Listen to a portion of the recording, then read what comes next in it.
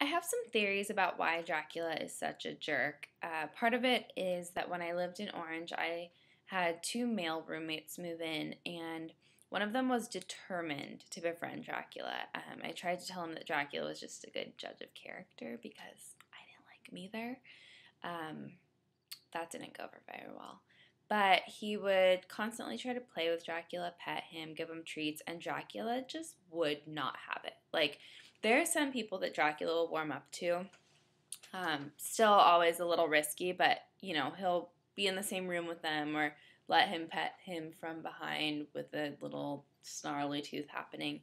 But this guy, who we'll call David, because that was his name, um, it just was not happening. It got to a point where he kept a first aid kit on hand. And I tried to tell him, just don't make eye contact, leave him alone. I keep him in a little secured area when I'm not home, just leave him there. But he was determined to befriend this dog. So over time, once he got used to bandaging his own hand, he started playing with Dracula, and they started to have kind of like a love-hate relationship. And David would roughhouse with him, and I'd come home and he would brag to me, Dracula and I played so hard today. We played for an hour, but one day I was home and saw what playing was, and it was absolute bullying.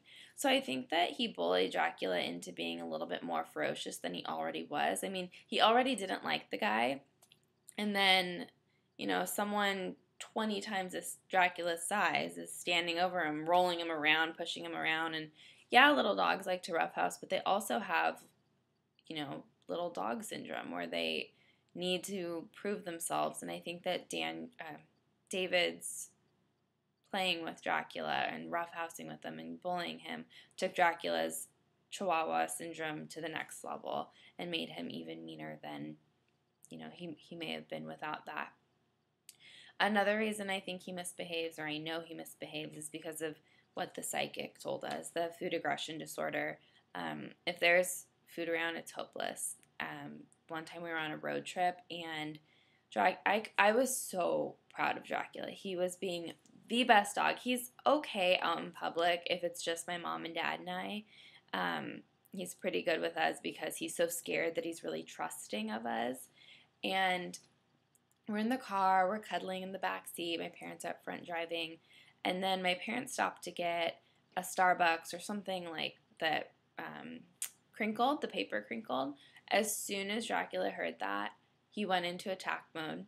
He was praying on the front seat, like creeping up to it to try to attack and get the bag.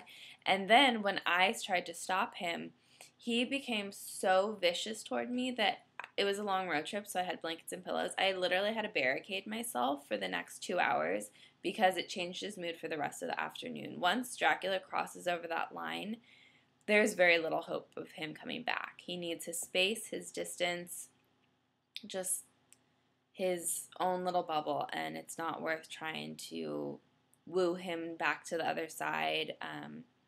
Even treats, you give him a treat, he'll be nice for 1 second, but once he's crossed over to the other side, there's very little hope.